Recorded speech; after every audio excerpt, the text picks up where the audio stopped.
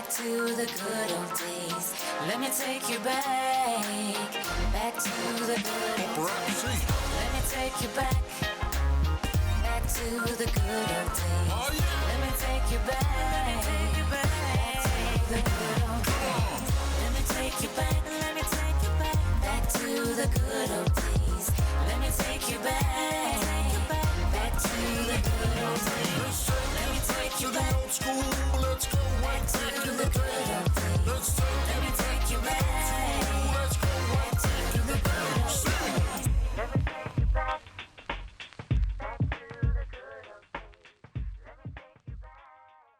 Talofa lava ma lole soifua maua ma Leilani e mama. Nisa mbolavinaka ke munisaka na wekanda mai viti. Hello everyone and welcome to Talanoa with Tupe. This is a show where we celebrate and highlight Pasifika success in all its many forms. Each week we sit down with a different Pacific thought leader to hear about their journey and learn from their experience. Our guest today is Utufa'asisili Rosemary Mose, Chief Advisor Pasifika at the New Zealand Qualification Authority. Utufa'asisili was recognised by the Government Women's Network this year as one of the 9 Wāhine Whetū, rising women stars in the public sector. She is responsible for leading the Pacific Strategic Action Plan and has been acknowledged by her colleagues for her educational leadership. Before we sit down with our guest, let's see how we go with our Blue Pacific quiz. How well do you know our region? Let's find out. Kia ora. Talofa lava. My name is Tuasivi. And my name is Telesia. And we are members of the Pacific Social Justice League. And we're going to give you a quiz on our Blue Pacific. Let's go. Can you tell us which country this flag belongs to? Can you tell us the capital of this country? Can you tell us the name of the leader of this country? And lastly, can you tell us what currency they use in this country? Stick around to the end of the show so we can compare our answers. See you soon. Thank you, Telesia and Tuasivi. I look forward to those answers at the end of the show. Up next, they say that who we are is what we read. Our next segment is about Pacific literature and it's presented by my good friend Leilani Tamu. Talofa lava malolele whakalofalahi atu. My name's Leilani Tamu. I'm a writer and an editor and I'm passionate about Pacific books.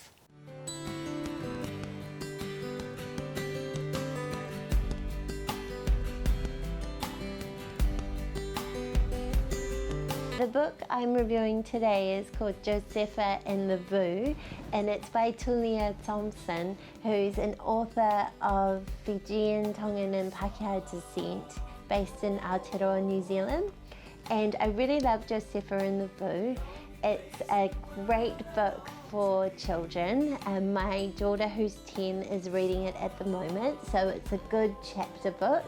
But it's also really fun and interesting for parents too. Joseph is met by a giant mysterious warrior who claims to be an ancestral spirit, and so it's full of mystery and adventure and a really good fun read. Highly recommended. If you like this review and you're interested in reading more or contributing yourself, please jump on my website.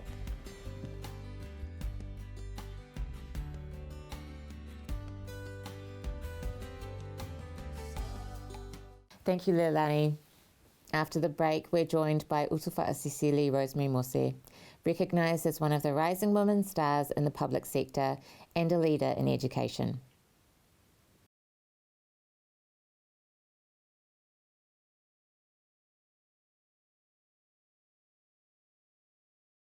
Welcome back to Talanoa with Tupe. I'm here with Utufa'asisili Rosemary Mose, one of the rising women stars in the New Zealand public sector and a leader in education. Talofa lava lau a whionga Utufa'asisili. Thank you for coming to the show. Talofa tupe. Okay, so there's a lot that I want to unpack in your story. So you are responsible for leading the Pacific Plan for Education. Your Masters in Education was on the topic of student perceptions of Pasifika success. And on top of all of that, you're also a wife and mother, and you have a very busy family life. So there's a lot that I want to touch on in your story. But first let's start at the beginning. Can you tell us about your family and how your family background and your culture shaped you? Well, first of all, Tupe, thank you so much for the opportunity to come and Talanoa with you today.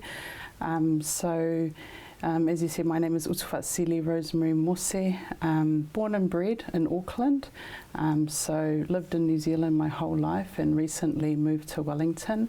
I'm the eldest of 6 girls in my family. So yeah, it's a lot of fun, but a lot of stress too. Especially for your dad. Absolutely. My dad's quite young, but he's got grey or white hair now because of the stress of my sisters, but not me, of course. Not you, of course. No. But yeah, so just a little bit about me. So eldest of 6 girls, born and bred in Auckland, and yeah, went to school in Auckland, worked in Auckland up until last year when we moved down to Wellington as a family. So when you moved to Wellington with Afoa, your husband and your 3 daughters, was it a difficult decision to make, it, particularly given that you're the eldest of 6 girls? Yeah, it was, and I think, at first, it was quite an emotional decision to make, and I said to Afoa, look darling, if we make this decision, it needs to be right not only for me but for him and our girls, and so we spent a lot of time in prayer, just reflecting on whether or not it was the right thing to do before we even mentioned this to anybody. So as I said, in terms of my position in the family, family's really important, as well as faith. And so we leant on God a lot for this decision. And so we cried, we laughed, we prayed about it. And then we went to my parents to seek their wise counsel. And actually my parents were probably the easiest conversation we had, because they said, look, wherever God calls you to serve, you must go. And so that was real affirmation that we had made the right decision. And then we told the rest of the family who had different kind of feelings at that time. But what has always guided me in my journey has been, in any role, in any place, can I be of more influence and of more service? And if so, then that will guide my next steps. So so that led us to Wellington, and we're really loving it here right now. Yeah. And so the reason for the move was your job at the New Zealand Qualifications Authority. Yes. Yeah. And I think that's a space where not a lot of Pasifika are at the moment, is in the public policy space. So that's why, I thought it was really awesome to highlight your achievement and being recognised as one of the rising stars in the public sector. But yeah, just the ability to be able to influence where the decisions are being made. Yeah. Yeah, thank you. And it's quite funny, and I giggled when you said that, Tupe, because us as Pasifika, but as a Samoan woman as well, it's there's a real tension and complexity about putting oneself forward. I mean, even our interview today, it was kind of like, you want to be behind the scenes and leading in that way, but at the same time it is about who you represent, and for me that's my husband, my children, my parents, my siblings, and our community. So myself being recognised with that particular award was a reflection of all the sacrifices that many of our people make. When I think about you, I think of someone who is, very steeped in culture, and that is, very obvious in the way that you come across. Now that you've moved away from your support networks in Auckland and you're raising your family with Afoa here, what are the challenges that you are facing in terms of, bringing your children up in the culture? I think for us, when we moved to Wellington, a huge part of our life is the church. And in Auckland, we were born and raised in the Whakasa Church, so the Congregational Christian Church of Samoa. And so one of the big decisions we had to make when moving to Wellington was where we would go to church. And so we went on a bit of a pilgrimage, actually. We visited lots of different churches, so including our Whakasa churches, but other churches, so Christian churches, non-Samoan churches, and then we had a conversation with our girls and we said, look girls, out of all the churches that we've been to, which church do you feel most comfortable and why? And Michaela, our 9-year-old, actually said, I like the first church that we went to, which was Whakasa Newtown. We said, why was that? And she said, because I feel like in that church my culture will be strong. And as parents, that was really important for us because we knew that we would be in a predominantly non-Pacific city. Coming from South Auckland, you have that luxury of your extended family, your community. Everywhere you go, you see our people. So we knew that when we were coming to Wellington and living particularly in Wellington Central, that we would need to keep connected with our culture, and a huge way we do that is through the church. So our girls went to an aonga amata. So they, fluent in the language, but one of the challenges is maintaining that level of fluency and engagement in a predominantly non-Pacific, place. So yeah, that's a challenge. But I think as parents, it's really important that we gift our children, that connection to who they are, where they come from, so they can value that and be proud of that too. And it is a gift. And both you and Dafua are in a privileged position in that you both have very good Samoan, and you yourself, you were a Samoan teacher. Yes. What advice do you have to people who are trying to pass the language on to their children? Noting that not everyone is in the position that you have with two, both people have the language to pass it on in the first place. Myself, I'm still trying to learn as well as pass it on. So, what are your pearls of wisdom in terms of keeping the language alive?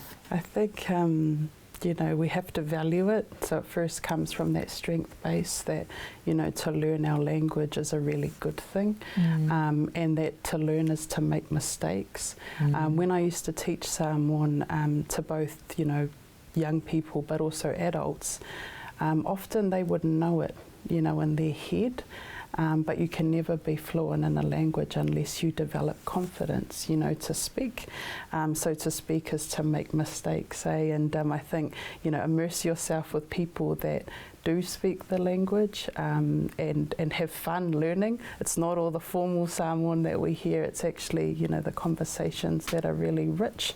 The Samoan radio, good old Samoan radio, playing in the background, or when you're in the car, all those sorts of things. But again, with the children, I often speak Samoan when I'm upset, and so I tell them off in Samoan, but I need to actually just speak Samoan just all the time. So yeah, it is a challenge, and we are blessed and fortunate that we can speak it, but it's not something that we take lightly too. Like, we need to give, share that with others as well.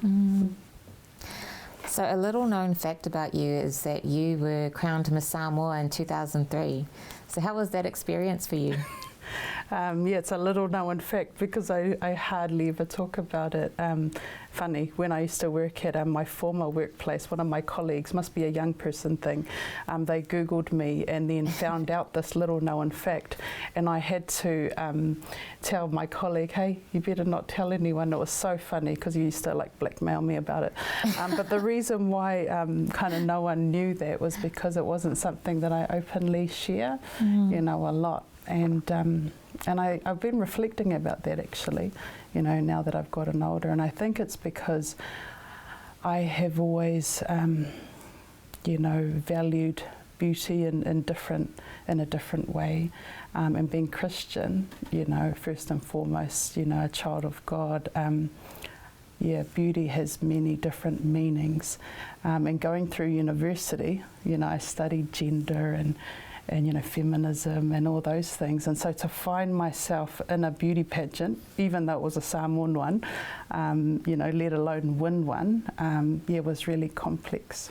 And now, as the mother of 3 daughters, what do you want them to know about beauty and confidence and values? I think what I want them to know is that they are enough, just as they are. And that they are of value. in the scriptures, it says that do not worry about the external, and we love to look good and feel good, but at the end of the day, it's your strength of character, it's your intellect, it's your empathy and your spirit that I believe are really important, particularly for girls and young women. I know that social media is just everywhere now, and our children will have different challenges from what we had, and so that's concerning, because I know a lot of the time girls and young women can place their worth in the number of likes, and I think that's really sad too. So I want to instill in my daughters just a real love of learning, about themselves and who they are, and to be content within themselves before they seek approval from anyone else. Okay, we have to go to break now, but when we come back, let's talk about education.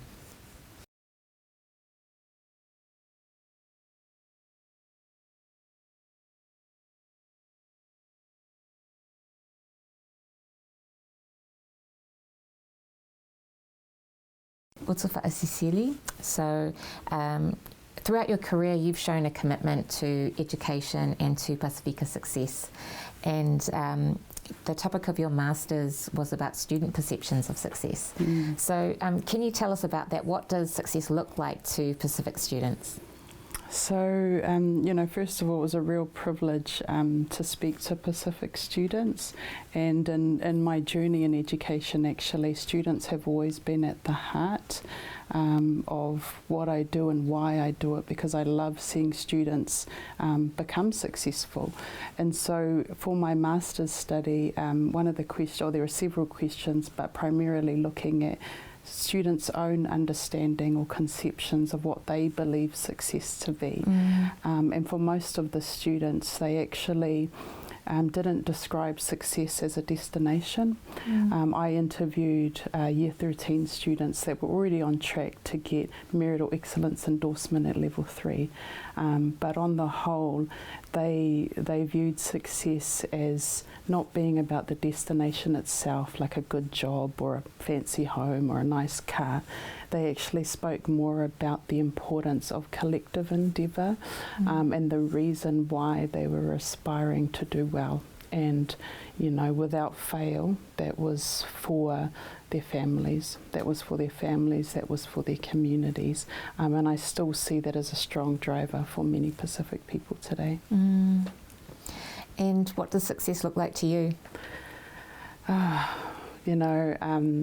Success is very personal. So both my parents came from Samoa in their early formative years. So Dad came when he was, an early teenager, and Mum came when she was 18. And I just think about their journey, because I think about their journey coming to New Zealand with little English, not knowing this brand new land and all that, but that they had to be resilient. They had to make choices. They had to do the best they can. And so I think about my parents, I think about other Pacific parents that went through that same journey. And as a child growing up, I always had that with me. So I always thought, okay, if I do well, then my siblings will do well. Then my parents, will benefit from that. And so that has been my own kind of motivation, but it's what I see for others too. Education can transform lives. Absolutely believe in that. And so I believe that successful students, means successful families, means successful communities, and ultimately a more prosperous New Zealand. What is it like, do you think, for the next generation who are growing up middle class and who are reaping the benefits, of the sacrifices that generations before them made? Do you think that they're still connected to the migrant dream? I think they are, but in different ways. And I think that actually it comes back to us as parents. Like, it's our responsibility to share the stories, to share the stories of struggle, of sacrifice, but also of success. And so for our own children, I know that it will look really different. But what I'm hoping is that they maintain our cultural values. So really, really important that they maintain, you know, cultural values of alofa, you know, of love, of being whaaloalo, being respectful, of knowing that they have a place and a role that they need to serve our family, particularly my parents, you know, and the wider family. So they know their role within that, even though they're in a New Zealand setting and they have grown up with different opportunities. You know, it's really important. One of the things I'm really passionate about is it's not enough one person succeeding. Like, it's not enough me living in a nice house, driving a nice car. My kids have got access to opportunities. We have to bring others with us. And the thing with education is sometimes we forget that we are the privileged few. You know, there are still so many that are missing out. And it's not because of them or their families, it's because we need systemic changes fundamentally to what's happening in education in New Zealand. So yeah, those are some things that I you know, hold close to my heart, and in my role as a public servant I take really seriously. So a few years ago you received your Matai title, and you've also received your Samoan traditional tattoo, and you went through this journey with Afua, your husband. So what was that like, going on that journey together? Yeah, first of all, it was really special, and just reflecting on the journey. Sometimes when you're in it, you don't kind of understand the significance of it. But so firstly, Afua and I went on our Malofia Journey. So my husband, Afua David, had wanted to get his tatau o pea for several years, and the timing had to be right. And so there was an opportunity to get his pea done in a group setting, and he was fortunate and blessed to be able to undergo that journey with two of his brothers. So he was so excited, you know, and because he had been like spiritually, mentally, physically preparing himself for it, he was really ready. However, with my journey, I'd never really thought about, you know, getting a malu. I never felt the need or desire, you know, that I needed to. However, when I was watching my husband, witnessing his journey and seeing him go through each of the sessions, it really, you know, made me, you know, love him even more. And I wanted to get my malu to accompany him in his journey. So as a married couple, that was really special. And what was really lovely was in the final session, when he was on the home stretch, I started my malu, and so we finished at the same time. And I still remember, you know, really really vividly, his mum, my parents, you know, doing, you know, having a siva once it had finished, and it was just really lovely to go through that experience. But now looking back on it, and my girls they're like, "Mummy, what's this?" You know, on my legs and things, because no one hardly sees it, you know, only my kids and husband probably. But they're like, "What is this?" And so starting to explain those stories, and you know, now being older, it gives me a real appreciation of our Samoan women, and the journeys that they have been through, and in some way I'm connected to that, you know, to that story, and so that's really special. And receiving your title? Receiving my title, yes. So my name is Utufaasisili, and it's from the village of Vaisala in Sava'i, in Samoa. And my husband, David, got his Matai title Afua. So we both got Afua and Utufaasisili at the same time. So we had a family reunion, and the names were given out to the extended family.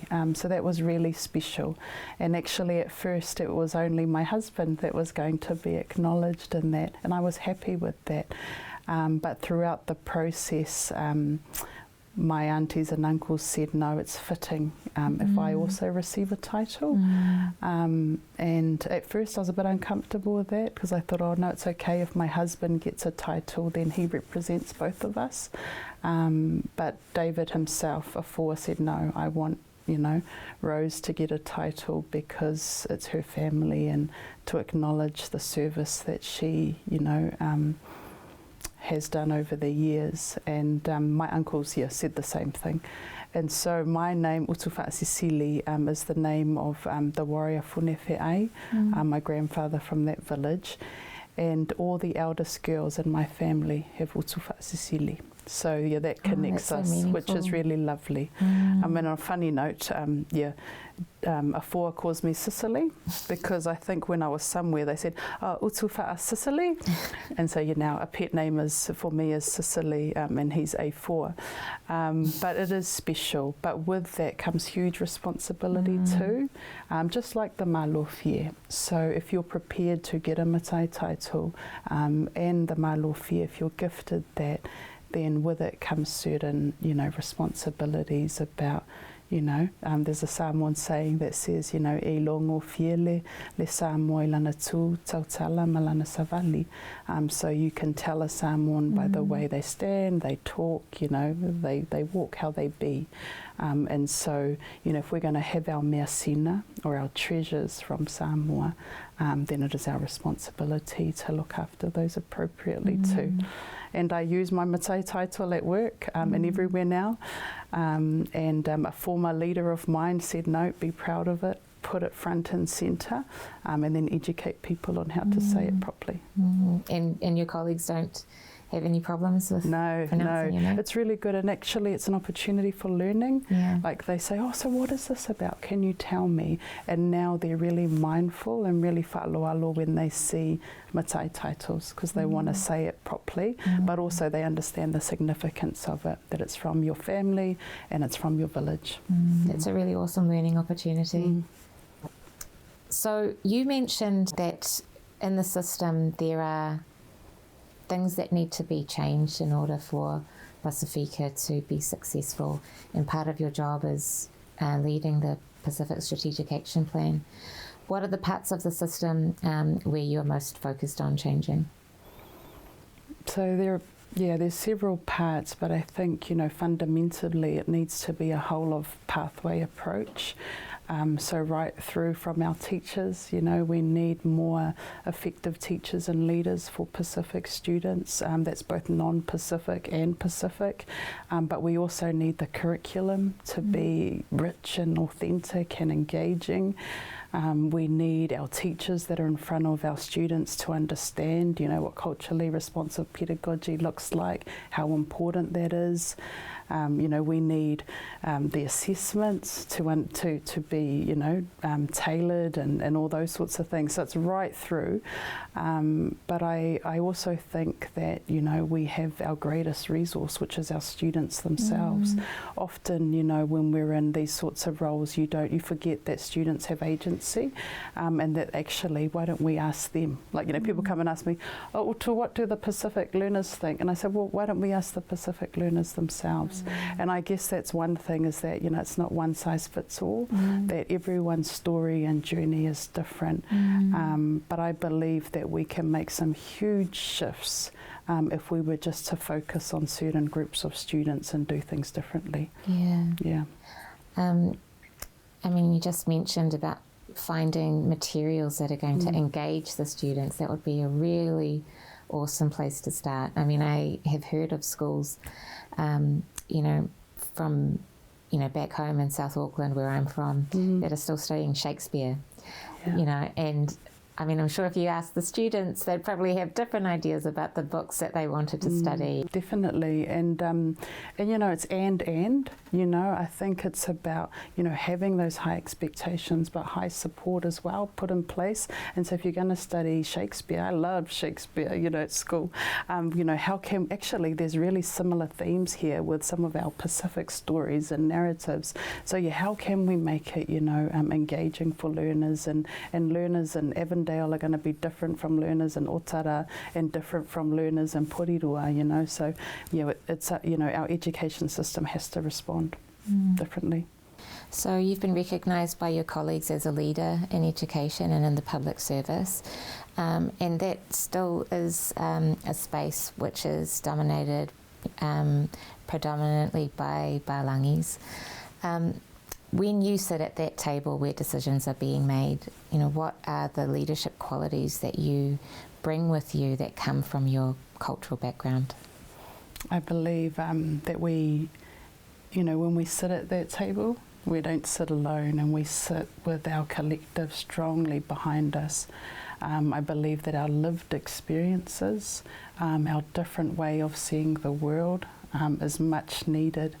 And I believe that, you know, Pacific people, Samoan women, you know, have so much to offer, you know, that we can negotiate, we can navigate, we can manoeuvre in multiple spaces, you know, so we can be sitting at that table, you know, challenging, critiquing, but of course in a whāloalo way. At the same time, we can go home and be in the kitchen, you know, because that's our role within that space. We could be at the church doing a different role. So I think, you know, one of the things that Pacific people have in general is the ability to manoeuvre and change and position themselves wherever it's needed. I think one of the opportunities, though, is for us to speak louder in whatever space that we're in, because our voices are much needed. Thank you so much. I think that there's a lot of encouraging words of wisdom in there for anyone who finds themselves as the only Pacific person in the room, to be encouraged that you are not there alone, that you carry the voice of your community, therefore speak up and speak loud. Definitely. Yeah. That's it for these questions, but I wanted to move into some quick fire questions. So what is your go-to karaoke song? Have to be Neo Independent Woman. It's really hard to sing, but I just love it. Awesome. Okay, and who was your most influential Pasifika person you were aware of growing up? Probably the likes of Loma Nuanua, Dame Winnie Laban, you know, just other Pacific women actually. I have to say my grandmother as well, you know, so just their experiences, their journey and learning from that, so lots of different people. If you weren't in your current profession, what would you be doing? I'd be a doctor. Awesome. I love children, and I always wanted to be a paediatrician, and actually I was really good at science, but because I was first in family, I was the eldest, I didn't get really good career advice or guidance, and didn't really know much about subject selection or anything, neither did my parents, and so kind of blindly took the wrong science. I took physics, which wasn't good. Some of my best friends are engineers and they're doing fabulous, but yeah, I do, if I wasn't in this particular field, I hope that I would been doing that. If I was a bit younger, maybe I'd retrain. You've got 3 girls there, so that's right. That dream can still come true. If you could invite any 3 people in history to a family dinner, who would it be? I think my great-grandparents, definitely. That's 2. And my grandmother. Yeah, I think, and the reason why I say those people is because a lot of our stories weren't written down. And I feel like some of our family history has been lost, you know, and I didn't get to meet my great-grandparents, and so I would love to sit with them and chat. And my grandmother, well, I just miss her, so I just want to sit down and, you know, break bread and chat with her. Awesome. And how do you want to be remembered? As someone who did the best that she could with what she had, but was of service to others. And you know, a quote that comes to mind is, you know, people won't remember what you do, what you said, but they will always remember how you've made them feel. And so in all my interactions, whoever I'm with, you know, it's important, you know, and it's genuine, and I love people because I see the potential in people. Utufaasisili, you've made me feel very encouraged and inspired today. Thank you. So thank you for coming on the show. Raftautele, lava tupe. Thank you for our chat.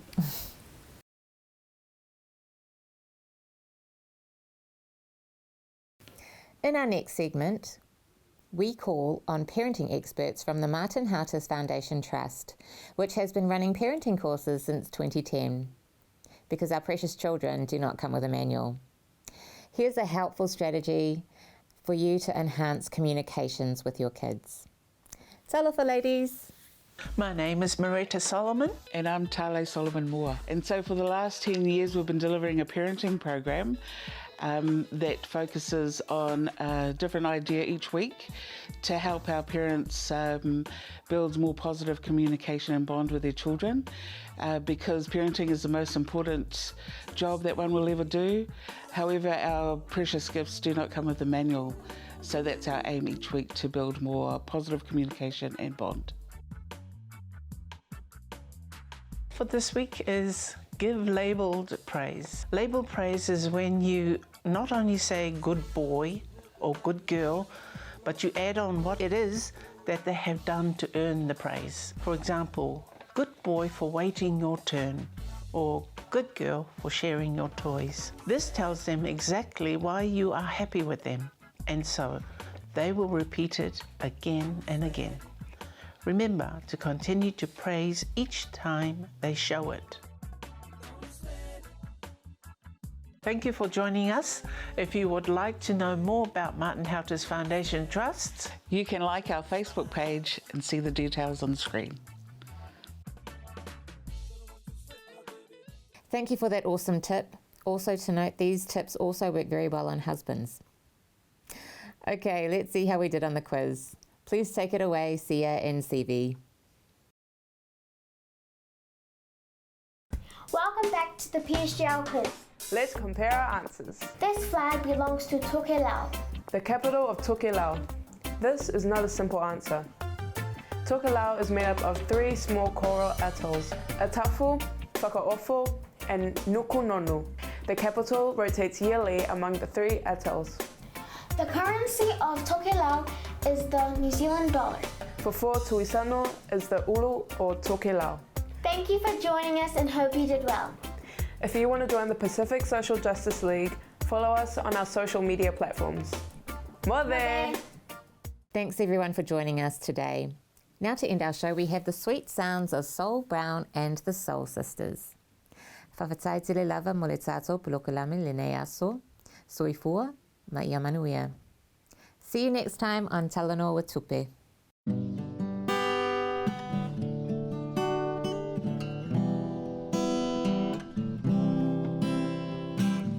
He don't wanna be just a wannabe, another broken dream from his hopeless town. He's up day and night, contemplating life, so I reached down to tell him a thing or two. Listen up, boy, listen well. Life can be hell, but hey, you're here today, so go out, shout what you wanna say. If you're in line, it's not too late to start living. Life can be hard, but God will see you through. So believe and see there's a place on earth for you. If you're in line, it's not too late to start living. It's not too late to start living.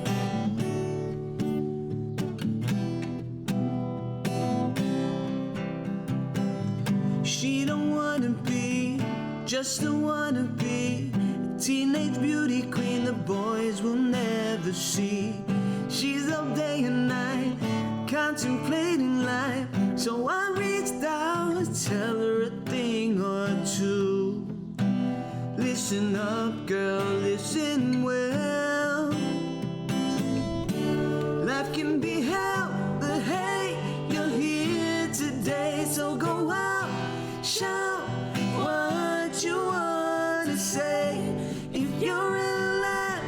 not too late to start living. Life can be hard, but God will see you through. So believe and see there's a place on earth for you. If you realize it's not too late to start living. It's not too late to start living.